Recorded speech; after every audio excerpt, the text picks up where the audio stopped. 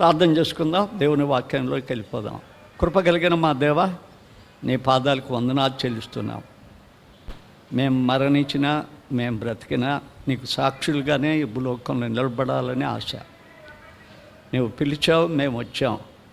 నీ విత్తనాలు వేసాము, మేము ఎదజల్లుతున్నాం. కాబట్టి ప్రభా, ఈ దినం ఏది మాకు వినిపించాలని, ఏది మా జీవితాలను సరిచేయాలని నువ్వు మాట్లాడుతున్నావు, ఏది మా జీవితాలను నీ యొక్క సన్నిధానంలో ఉంచాలని సిద్ధపరిచి మీ పరలోకానికి సరిపోవాలనుకున్నావు, వాటిని మాట్లాడండి తండ్రి. అల్పులను దాచిపెట్టి నీ నోటి బోరగా వాడుకోండి. నీ యొక్క సన్నిధిలో నీ వాక్యాన్ని విరిచి మాకు అందించమని క్రీస్తు పేర వేడుకుంటున్నాం తండ్రి, ఆమేన్.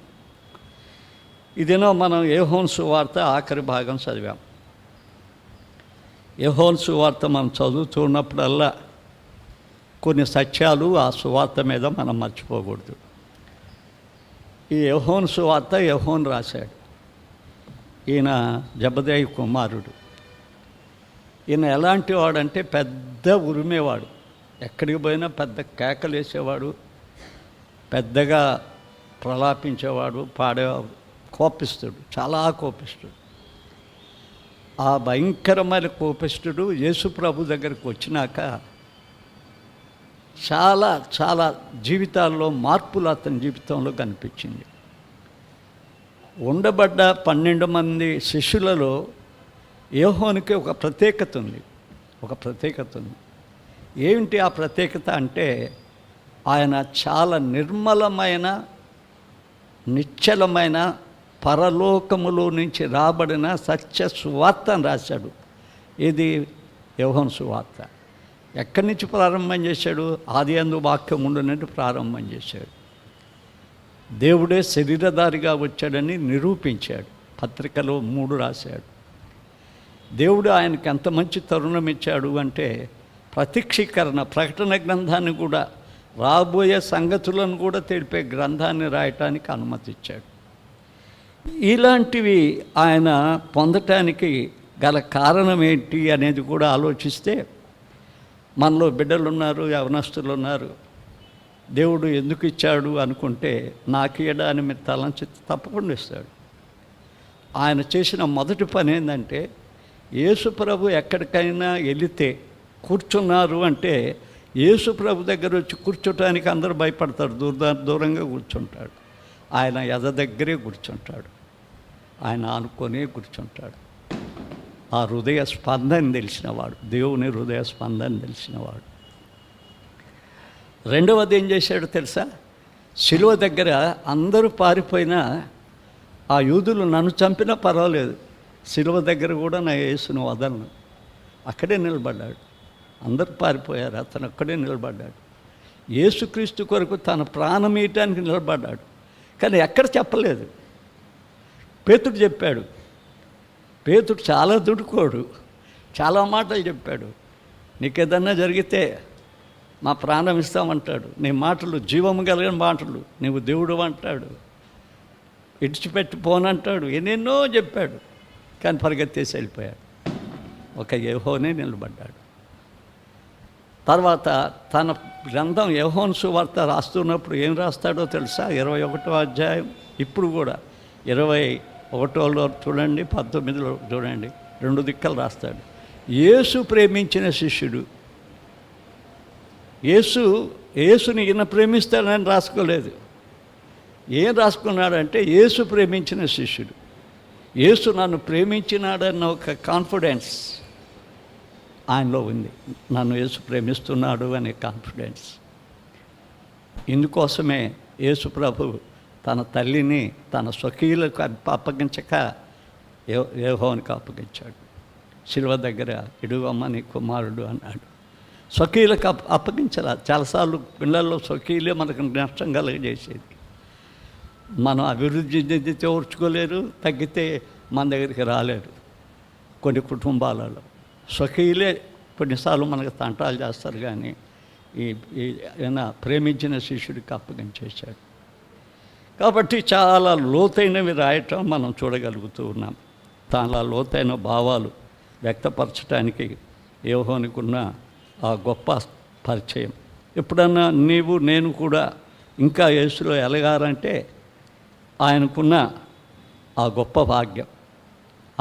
భాగ్యం మనం కొన్నిసార్లు తెల్లారుజామున లేసే గుడికి రాలేకపోతున్నాం అనుకుంటే ఇంకా మనం పనికొస్తామా కదా.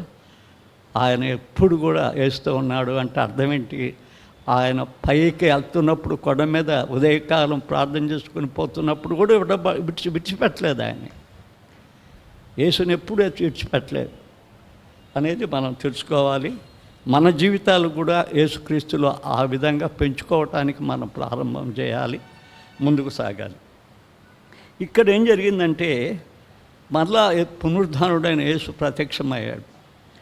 ఇక్కడ పేతురు ఒక పని చేశాడు. ఏం పని చేశాడయ్యా అంటే జారిపోయాడు. యేసు తేపతేప కనపడటం లేదు, వారితో ఉండటం లేదు.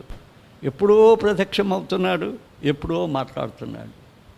ఇక మనకెందుకు ఇది అని చెప్పి ఏ వలైతే వదలమన్నాడో ఆ వలను వదిలేసి వచ్చినవాడు మళ్ళా ఆ వలను పట్టుకొని జాన కడుపు కోసం మళ్ళా పోయి సముద్రంలో చేపలు పడదామని వారికి చెప్పాడు. ఆ భాగం చదివిన భాగంలో ఉంది. అందులో 5 వచ్చేసారు. మొత్తం 6 మంది పోతున్నారు. మెజారిటీ యేసుక్రీస్తుకు వ్యతిరేకం. ఈనాడు చర్చిలో కూడా మెజారిటీ ఉంటున్నారు యేసుక్రీస్తుకు వ్యతిరేకంగా. 6 మంది తయారైపోయారు. 6 మంది తయారైపోయారు. యేసుతో ఉండేది 5 పాపం. యూదా ఇస్కరియోతు పడిపోయాడు, ఈ 6 పడిపోయారు. ఆయనతో ఉండేవాళ్ళు ఒక 5. వాళ్ళు ఎప్పుడు మాట్లాడేవాళ్ళు కాదు. యేసు ఏం చెప్తే అది కొట్టుకుని పోయేవాళ్ళు. నతానేలు వీళ్ళంతా కూడా. ఈ 6 కూడా వెళ్ళిపోయి రాత్రి అంతా శ్రమ పడ్డారు. కానీ వారికి ఒక్క చేప కూడా దొరకలేదు. చేపల వేటలో వాళ్ళు అప్రయోజకులయ్యారు. ఎందుకంటే చేప వేటాడేటప్పుడు ఆ గలిలయ సముద్రంలో జాలర్లు ఏ దిక్క ఏం దొరుకుతాయో తెలుసు. ఒకసారి తెనాల దగ్గర చీరాలో ఓడరేవు అని పెద్దది ఉంది, చాలా బాగుంటుంది అది. ఆ ఓడరేవులో మేము ఓల్డ్ నైట్ ప్రేయర్స్ పెట్టుకున్నాం. ఆ ప్రేయర్స్కి పోయి తెల్లారి కలుగుతూ ఉంటే బెస్త వాళ్ళు వచ్చి అడిగితే వాళ్ళు చెప్తున్నారు, రొయ్యలు ఉండే స్థలం తెలుసంట, చేపల్లో పెద్ద చేపలు ఉండే స్థలం తెలుసంట, వాళ్ళకి ఉనికి తెలుసంట, ఎక్కడెక్కడ నివాసం చేస్తున్నాయో తెలుసంట. వీరు చిన్నతనములో నుంచి కూడా ఆ సముద్రంలో ప్రాకులాడి ఎక్కడ ఏ చేపలు ఉంటాయో వల వేసి పెట్టుకోగలిగిన వాళ్ళు ఎక్కడ ఏ చేప కూడా కనపడలేదంట. ఏ చేప కూడా వాళ్ళకి కనపడలేదంట. ఒక్క చేప కూడా వాళ్ళకి పడలా. వారు నిరుత్సాహపడుతూ ఉన్నప్పుడు ఏం జరిగిందో తెలుసా? మన ప్రభు చాలా ప్రేమ గలవాడు. వీరు యేసును వదిలారే కానీ వారి హృదయంలో యేసు భావాలు బాగలేదు. వారు యేసు భావాలు బాగలేదు. ఆయన కనపడలేదు, ఆయన మాకు దూరం అయ్యాడు అనుకున్నాడు. కానీ ప్రభువు వారి యొక్క అవిధేయత క్షమించబడలేని పాపం కాదు, క్షమించబడే పాపం. ఇప్పుడు చాలామంది క్షమించబడలేని పాపం చేసి కుటుంబానికి అగ్ని పెట్టుకుంటున్నారు. ఇది క్షమించబడే పాపం. కాబట్టి ఏం జరిగింది? యోహోను పత్రిక 1వ అధ్యాయం 5వ వచనంలో చదవండి. 5వ అధ్యాయం చదవండి ఇంటికి పోయి. క్షమించబడే పాపాలు, క్షమించబడని పాపాలు అని రాస్తాడు. యోహోనే రాస్తాడు ఆ మాట. అందుకోసం ఏం జరుగుద్దాయి అంటే యేసుప్రభు వస్తాడు. ఇంకా తెల్లవారక ముందే అక్కడికి బయలుదేరి వచ్చేస్తాడు 5వ వచనానికి. యేసు, పిల్లలారా, భోజనమునకు మీ వద్ద ఏమైనా ఉన్నదా అనే వారిని అడుగగా లేదని వారితో చెప్పిరి. అప్పుడు ఆయన దోనె కుడి ప్రక్కకు వలవేయుడి, మీకు దొరుకునని చెప్పాను. చూసారా ఎంత ప్రేమ గలవాడు. తమను ఎరిగి తమ అనుభవాన్ని ఇంకా చూడలేదన్న ఉద్దేశంతో వారు పారి వెళ్ళిపోతే ఈయన ఎతుకులాడుకుంటూ వెళ్ళినట్టు. ఎతుకులాడరు, ఎక్కడున్నదో వాళ్ళకి తెలుసు. వారు రాత్రంతా ఏం తినలా. తన బిడ్డల ఆకలి తెలుసు వాళ్ళకి. దేవుడికి మన ఆకలి తెలుసు. నా జీవితంలో చాలాసార్లు పెట్టాడు ఆయన. చాలాసార్లు ట్రైన్లోనే పోతున్నప్పుడు, చాలాసార్లు నేను ఆహారాన్ని మర్చిపోయినప్పుడు, చాలాసార్లు నా జీవితంలో అది జరిగింది. అందుకోసం నేను ఎప్పుడు ఆహారం కోసం చింతపడను.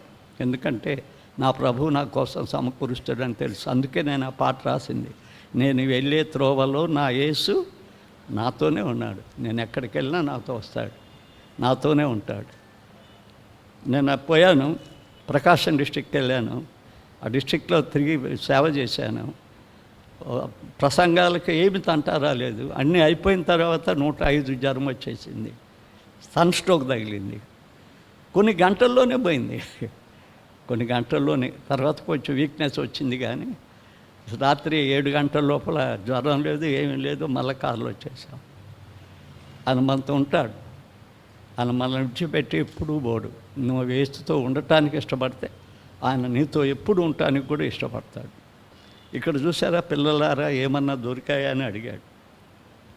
ఈ అపజయానికి కారణం ఏంది? అది ఈ దినం మనం ధ్యానిస్తున్నాం. పునరుద్ధానుడైన యేసుక్రీస్తు పునరుద్ధానుడు అని పాట పాడాం. పునరుద్ధానుడు అని తెలుసు. ఆదృశ్య దేవుడిగా మన మధ్యలో ఉంటాడని తెలుసు.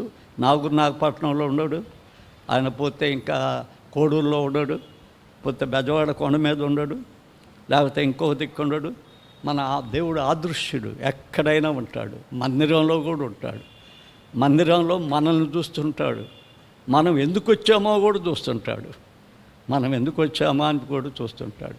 అది చూడబట్టే ఆ డబ్బుల సంచి కోసం వస్తున్న యూదా ఇస్కరియోతు ఆయనతో సహవాసం లేకుండా పోవాల్సి వచ్చింది. ఆయన వచ్చిన విధానం తెలుసు, ఆయనకి వెంబడించిన విధానం కూడా యేసు ప్రభువుకు తెలుసు. ఇక్కడ 3 విషయాలు ఇద్దరు జ్ఞాపకం చేసుకుందాం. 3-4 విషయాలు జ్ఞాపకం చేసుకుందాం. మొదటిది ఏంటంటే, ఆయన వారితో లేడు. అది ప్రాముఖ్యమైంది. ఆయన వారితో లేడు. వారి అపజయానికి కారణం అది. ప్రభువుతో వారు లేడు. ప్రభువు లేనప్పుడు వారు అపజయం చెందారు. ప్రభువు ఉంటే ఆ పని జరిగేది కాదు. ప్రభువుతో వారుంటే ఆ పని జరిగేది కాదు. ప్రభువుతో వారు ఉండటానికి ఇష్టపడక వెళ్ళిపోయారు. ఆదృశ్యుడిగా మా మధ్య ఉన్నాడని అనుకోవటం లేదు. ఆయన కనపడటం లేదు మనకు. ఆయనతో మనం మాట్లాడటం లేదు. ఇదివరకు చూసినట్టు ఇప్పుడు చూడటం లేదు. ఇలాంటి మానవ సంబంధమైన భావాలు కొంచెం దూరం చేశాయి. వెళ్ళిపోయారు. మళ్ళా అక్కడ నేర్చుకోవాల్సింది ఇంకోటి 2 నేర్చుకోవాలి. అక్కడ ఎవరైనా దేవుని సేవకు వస్తే సంపూర్ణమైన కాపరిగా పనిచేయాలి అనుకుంటే, అపోస్తుడిగా మందను మేపి, మందను కాసి, మందను పాలు తాగాలనుకుంటే వాడు ఏం చేయాలంటే తన ఉద్యోగానికి రిజైన్ ఇవ్వాలి, వల వదిలేయాలి. వల వదిలేయకుండా దేవుడి సేవకు రావటం అపాయకరం. అది సాతానీయం. అసలు నిన్నే దేవుడు పోషిస్తాడని నువ్వు నమ్మకపోతే, విశ్వాసం లేకపోతే, విశ్వాసాన్ని గురించి ఏం చెప్తావురా నాయన? నువ్వు నిన్నే పోషిస్తాడని నువ్వు చెప్పలేకపోతివి. నువ్వు దున్నుతున్న పొలం పండుద్దని అనుకోలేకపోతివి. ఆ పొలాన్ని నమ్మకపోతివి, దేవుణ్ణి నమ్మకపోతివి, నీ ఉద్యోగాన్ని నమ్మితివి. వాళ్ళ వదిలేయాల, ఖచ్చితంగా వాళ్ళ వదిలేయాల. వాళ్ళ వదిలేసే వాళ్ళే సేవ చేయాలనుకుంటే తప్పు. వాళ్ళ వదిలేసే వాళ్ళే కాదు, పని చేసేవాళ్ళు కూడా సేవ చేయొచ్చు. యేసుక్రీస్తు ఏర్పాటు చేసిన ఆయనే పేతురు యోహోలు. మేము ఎడతెక్క ప్రార్థన చేస్తాం, ఎడతెక్క వాక్యం చెప్తాం, ఆ డబ్బులు మాకు వద్దన్నారు వాళ్ళు. ఏర్పాటు చేయబడిన ఆ పరిచారకుల్లో ఏ పరిచారకుడు పేరు తెలుసా? స్టెఫన్.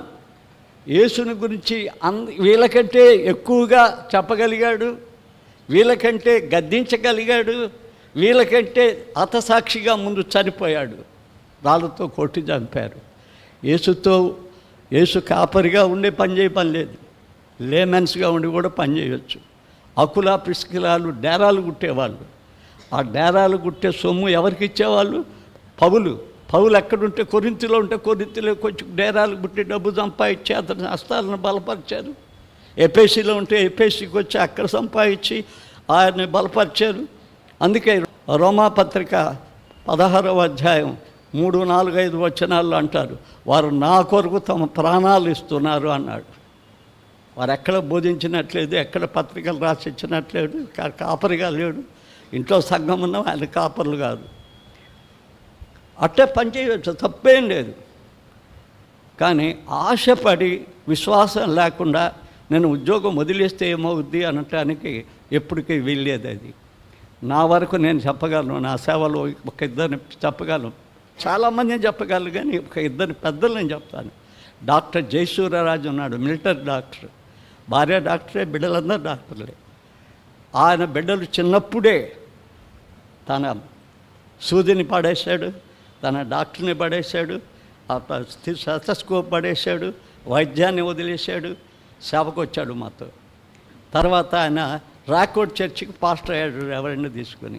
ఇంకెప్పుడు మందులు రాయలేదు, ఎప్పుడూ ఇంజక్షన్ ఎవరికి వేయలేదు. ఎవరైనా వచ్చి చూపించుకోవాలన్నా కూడా చేయబట్టి కూడా చూడు.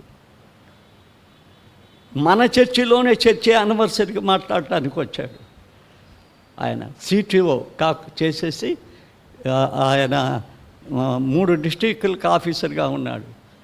ఆయన మాతోనే తిరిగినవాడు. ఆయన ఏం చేశాడో తెలుసా? సడన్గా ఒకసారి ఉద్యోగం రాజీనామా చేశాడు. ఇంకా 15 సంవత్సరాలు ఉన్నాయి, పిల్లలు ఎక్కువ కూడా రాలేదు, చిన్నవాళ్ళు. ఆ పాప ఎప్పుడన్నా వస్తే నా దగ్గరే పండుకున్నాను చిన్నగా. ఉద్యోగానికి రాజీనామా చేశాడు.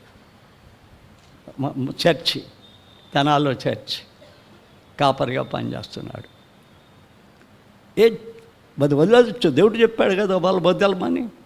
వాళ్ళు వదలకున్నా కూడా సేవ చేయవచ్చు, చేసి దేవుని సేవకులను బలపరచవచ్చు, సువార్త ప్రకటించవచ్చు, విలేజెస్కి వెళ్ళి చాలా సంఘాలకు సహాయపడవచ్చు, విలేజ్ చర్చెస్కి సహాయపడవచ్చు, అన్నీ చేయవచ్చు. కానీ నీవు సంపూర్ణంగా ఉండాలి అనుకుంటే చేయాలి. అది తర్వాత వస్తుంది, అది కూడా వస్తుంది.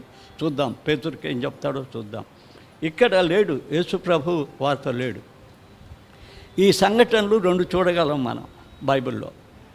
మొదటిసారి వారు తిబెరియా సముద్రంలోనికి వెళ్ళి చేపలు పట్టాలని ప్రయత్నం చేశారు. చేపలు ఏమీ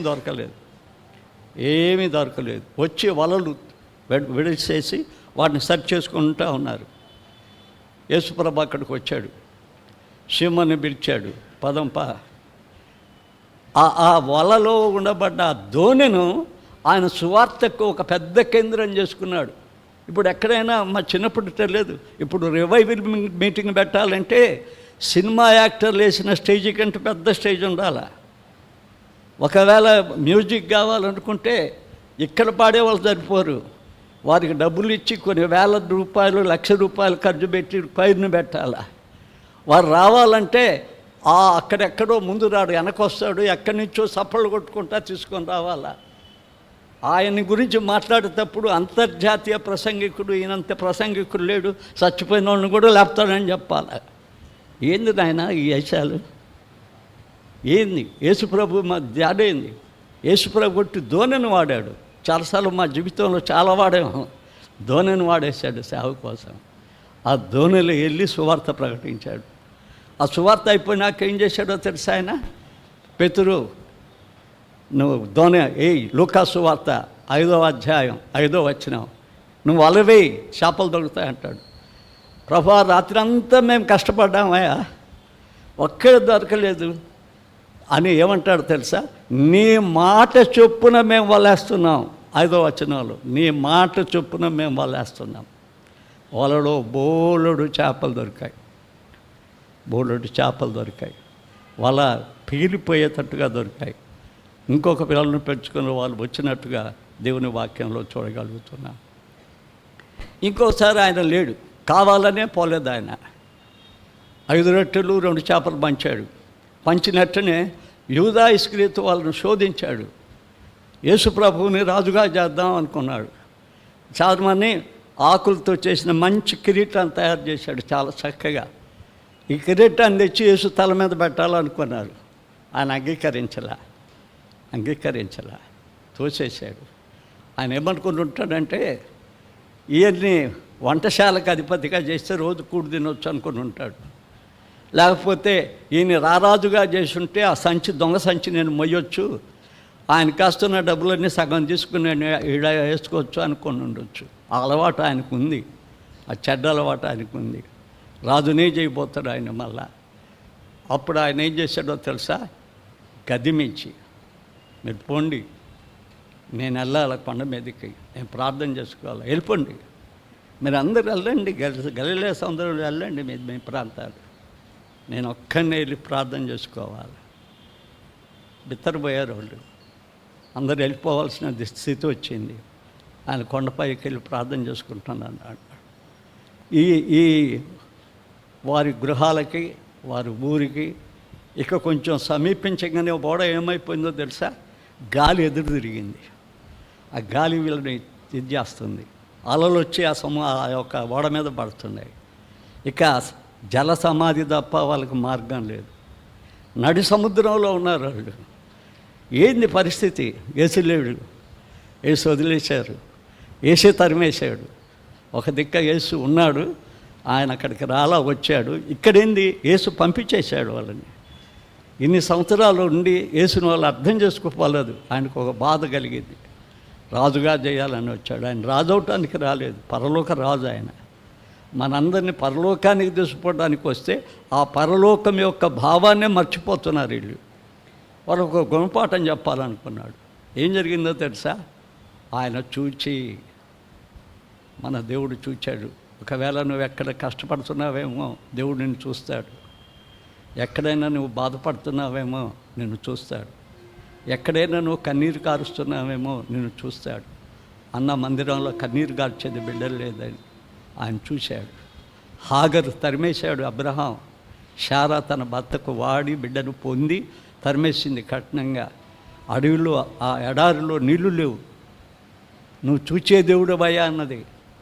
ఆయన చూచాడు, నీటి బుగ్గలు పుట్టించాడు, వారిని ఆశీర్వదించాడు, ఆమె సంతానాన్ని ఆశీర్వదించాడు, దీవించాడు. అందుకోసం ఈనాడు గల్ఫ్ దేశాలన్నీ ఏంది, వాళ్ళని దీవించాడు.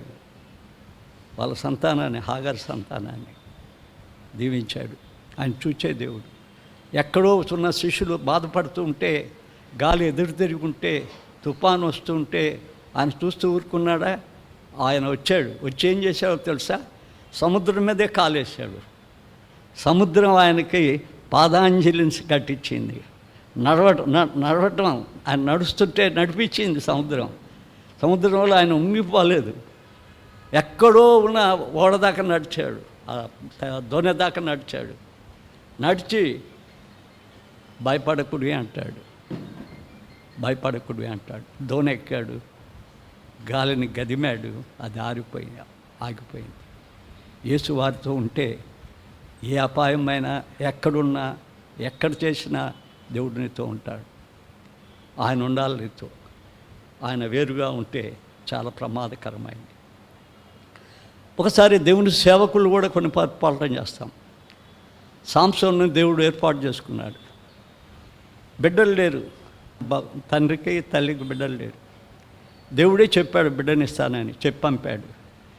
ఎలా పెంచాలో కూడా అడిగారు వాళ్ళు. దేవదూత వచ్చి ఎలా పెంచాలో కూడా చెప్పాడు. సంసోన్ చాలా పెద్దవాడయ్యాడు. చాలా గొప్ప గొప్ప కార్యాలు చేయగలిగాడు సంసోన్.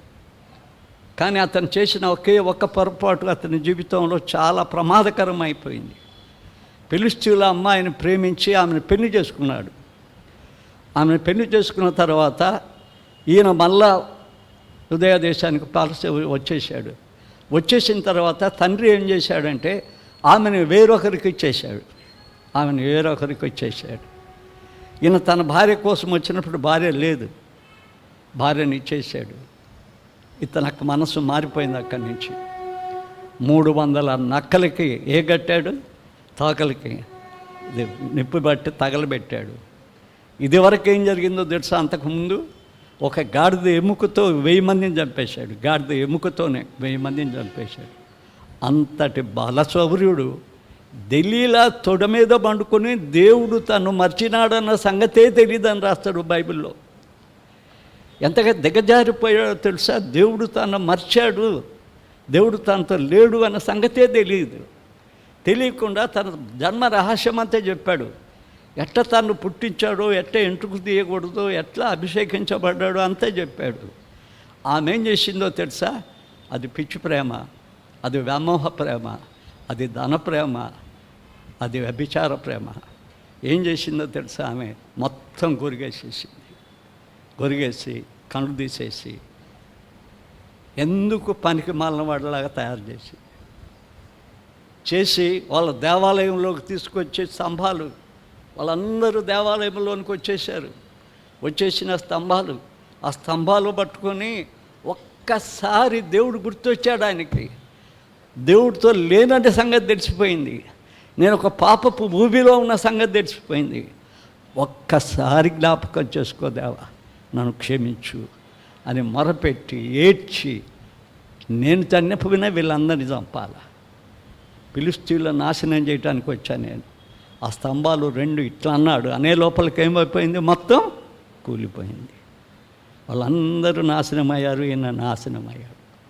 కానీ ఆయన పశ్చాత్తాపడ్డందువలన ఎప్పుడన్నా చూసారా? ఒకసారి హెబ్రీ పత్రిక 11వ అధ్యాయం, విశ్వాస వీరుల్లోకి వచ్చాడు. సాంసోన్ రాలేదు, ఇతను విశ్వాస వీరుల్లోనికి వచ్చాడు. తను పశ్చాత్తాపడలేదు, ఈయన పడ్డాడు. 32 చూస్తారా? హెబ్రీ 11:32. గిద్యోను, బారాకు, సాంసోను, యొప్తా, దావీదు, సామూయేలు, వారిని గురించి, ప్రవక్తల గురించి వివరించుట సమయం చాలదు అన్నాడు. విశ్వాస వీరుల్లో చేరిపోయాడు. చూసారా? దేవుడు లేనప్పుడు పతనమయ్యాడు. ఏదైనా బలహీనతలో ఉండి దేవుడు ఎడబాసి నువ్వు తిరుగుతూ ఉంటే, ఈ దినం దేవుడు నీకు ఇచ్చే వర్తమానం ఏంటంటే, బిడ్డ పశ్చాత్తాపడు. నువ్వు చేసే తప్పు ఒప్పుకో. ఆ తప్పులోనే ఉండి ప్రార్థన చేస్తావు, ఆ తప్పుని విడవకుండా ప్రార్థన చేస్తావు. నువ్వు పట్టుకున్న ఆ దాన్ని వదలకుండా నువ్వు ప్రార్థన చేస్తున్నావు. ఎంత ఘోరమైన ప్రార్థన అది. అది దేవుడు విన్నాడు, సాతానుడు వింటాడు. సాతానుడు వింటాడు. సాతానుడు నీకు కావాల్సిన డబ్బు ఎంత కావాలంటే అంత ఇస్తాడు. ఎక్కడ కావాలంటే అక్కడ కొనిస్తాడు నీకు ఆయన. యేసుప్రభుతోనే చెప్పాడు, నీకేదో చూడు ఒక్కసారి ఈ లోకమంతా, నువ్వేదడిగినా ఇచ్చేస్తాను అంటాడు కదా. దేవుని ప్రార్థన చేస్తే దేవుని దగ్గరికి ఎందుకు పోద్ది? పోదు దేవుని దగ్గరికి. నువ్వు విడిస్తే కానీ దేవుని దగ్గరికి పోదు. నువ్వు అది వదిలేయాల. ఏదైతే నీ జీవితాన్ని బాధించి దేవునికి నీకు నాయకుడు కాకుండా చేసిందో, దేవుడు నీ కుటుంబానికి యజమానుడు కాదు, నీ కుటుంబంలో కల్లోలం. దేవుడు నీ హృదయానికి యజమానుడు కాదు, నీ హృదయం కల్లోలం. నువ్వు శాంతిగా ఉండలేవు, సంతోషంగా ఉండలేవు. ఎప్పుడు కలంకంతోనే, ఎప్పుడు టెన్షన్తోనే ఉండిపోతావు. ఎప్పుడు దేవుడు నీ సంఘానికి రాజుగా ఉంచకుండా నువ్వు రాజుగా ఉండటానికి ప్రయత్నిస్తావో నీ సంఘం కల్లోలం. దాన్ని యేసు ప్రభు లేకుండా చేస్తున్నావు. అది భయంకరం. నీవే రాజుగా కనపడాలనుకుంటున్నావు. ఆయన రాజు, ఆయన శిరస్సు సంఘానికి. మనం శరీరం, ఆయన పునాది మనం కట్టడం. ఆయన పరలోక బోడు వరుడు, మనం వధువుగా సిద్ధపడాలి. కాబట్టి ఆయన ఉండాలి. ఆయన నీతో ఉంటే నీ అపజయాలను కూడా జయాలుగా మార్చేస్తాడు, అపజయాలు కూడా జయాలుగా మారుస్తాడు కదా. వారితో లేడు ఆయన. అందుకని వారికి ఆయన నాయకుడు కాలేకపోయాడు, సహాయం చేయకపోయాడు, వారితో లేకపోయాడు. కానీ ఇప్పుడు ఆయన ప్రేమ ఆయనతో వచ్చింది.